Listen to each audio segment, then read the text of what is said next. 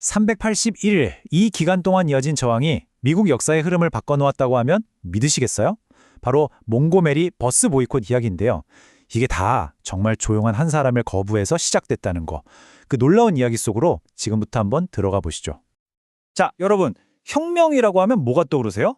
뭐냐, 거창한 계획? 아니면 뭐 갑작스런 어떤 폭발 같은 거? 보통 그렇게들 생각하시죠? 그런데 말이죠. 때로는요. 그냥 정말 가만히 앉아있는 곳에서부터 시작되기도 합니다. 오늘 우리가 들여다볼 이야기가 바로 그런 경우예요. 자, 그럼 이 모든 이야기의 배경이 된 곳으로 한번 가볼게요. 바로 1950년대 몽고메리인데요. 그때 그곳의 일상으로 한번 들어가 보죠.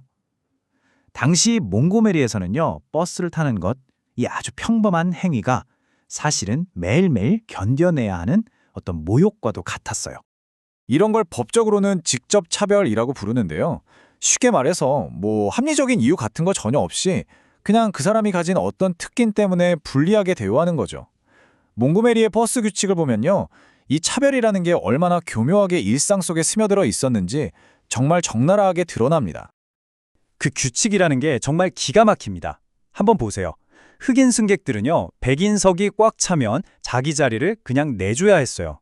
그리고 더 황당한 건 요금은 앞에서 내고 버스에서 다시 내려서 뒷문으로 타야 했다는 거예요. 정말 엄청난 굴욕이죠.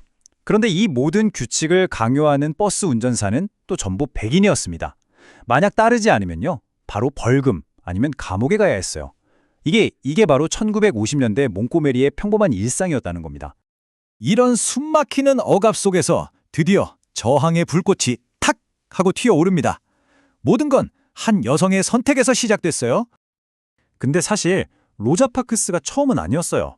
이게 되게 중요한 포인트인데 몇 달 전에 이미 15살 소녀 클로댓 콜빈이 똑같은 저항을 하다가 체포됐었거든요. 하지만 당시 운동가들은 굉장히 전략적으로 생각했어요. 이 싸움을 상징할 인물이 누구여야 할까? 고민 끝에 지역사회에서 신망이 두터웠던 43세의 로자 파크스. 바로 이분이야말로 법적 투쟁의 얼굴이 될 수 있겠다고 판단한 거죠. 그러니까 그녀의 저항은 그냥 우발적인 행동이 아니었던 거예요. 이건 정말 치밀하게 계획된 도전의 시작이었습니다. 로자 파크스가 체포되고 나서부터는요. 모든 게 정말 번개처럼 진행됩니다. 12월 1일 체포되자마자 NAACP 지도자가 보석금을 내고 그녀를 빼냈고요.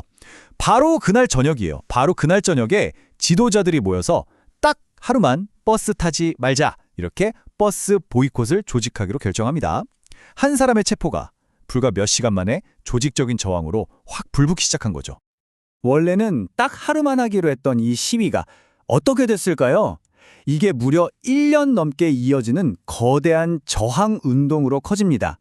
이건 그냥 우리 버스 안 탈래 하는 수준의 단순한 불매운동이 아니었어요. 그 뒤에는 정말 입이 떡 벌어질 만큼 체계적인 조직력이 있었습니다. 아니, 버스를 안 타면 출퇴근은 어떻게 해요? 바로 이 문제를 풀기 위해 교통위원회라는 게 만들어집니다. 교회에서는 보이콧을 위한 기금을 모으기 시작했고요. 수많은 자원봉사자들이 나서서 도시 전체를 촘촘하게 연결하는 카풀 시스템을 만들었어요. 심지어 흑인 택시 기사들까지 버스 요금이랑 똑같은 돈만 받겠다면서 힘을 보탰죠. 이건 그냥 버스를 안 타는 게 아니라 도시 안에 사실상 새로운 교통 시스템을 만들어낸 거나 다름없었어요. 공동체 전체가 함께 움직인 거죠. 그리고 바로 이 시점에서 이 운동의 정신적인 기동이 되어줄 한 인물이 등장합니다. 네, 바로 마틴 루터 킹 주니어 목사죠. 그가 남긴 이 말 한마디가 이 보이콧이 어떤 성격의 운동인지를 정말 명확하게 보여줘요. 이건 그냥 법을 어기는 무법적인 저항이 아니다. 오히려 더 높은 차원의 정의, 진짜 법의 정신을 지키기 위한 투쟁이다. 바로 이런 선언이었던 겁니다.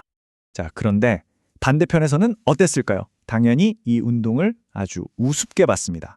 12월 8일에 버스 회사 사장이 뭐라고 했냐면요. 비나 한번 와봐라. 흑인들 바로 버스로 돌아올걸? 이랬다는 거예요. 그들의 결의가 얼마나 대단한지 전혀 몰랐던 거죠. 아주 냉소적인 예측이었습니다. 그런데 바로 다음 날 정말로 비가 내렸습니다. 결과는 어땠을까요? 보이콧은 멈추지 않았습니다. 계속됐어요. 이 한 문장이요. 정말 그 어떤 긴 설명보다 이 사람들의 의지가 얼마나 단단했는지를 보여주는 것 같아요. 보이콧이 이렇게 성공적으로 계속되니까 백인 사회의 반발도 당연히 점점 더 거세졌습니다. 그냥 거세진 게 아니라 아주 여러 가지 방법으로 압박해오기 시작했죠. 반대 세력의 공격은 정말 전방위적이었습니다. 보이콧 끝났대 이런 헛소문을 퍼뜨리는 심리전부터 시작해서요. 카풀 운전자들을 말도 안 되는 혐의로 막 체포하는 법적 괴롭힘, 그리고 택시 요금을 강제로 올리게 해서 카풀을 못 쓰게 만드는 경제적 압박까지 정말 치졸했죠. 근데 이게 결국에는요, 교회를 폭파하고 흑인 시민들을 공격하는 그런 노골적인 폭력으로까지 이어집니다. 평화로운 비폭력 저항에 대한 명백한 폭력적인 대응이었어요. 그리고 마침내 380일간의 긴 저항 끝에 연방대법원에서 버스 내 인종 분리는 위헌이다라는 판결을 이끌어내며 승리합니다. 하지만 이 운동의 진짜 의미는요, 이 법원 판결 하나에 그치지 않아요. 그 영향력은 훨씬 더 커서 미국이라는 나라 전체를 바꾸는 거대한 전환점이 되었습니다. 이 운동이 남긴 유산 중에서 가장 중요한 걸 하나 꼽으라면 바로 최초라는 점이에요. 2차 세계대전이 끝난 뒤에 미국에서 흑인들이 이렇게 조직적으로 대규모로 벌인 첫 번째 대중운동이었거든요. 이건 우리도 뭉치면 할 수 있구나 하는 아주 강력한 성공 사례를 남긴 겁니다.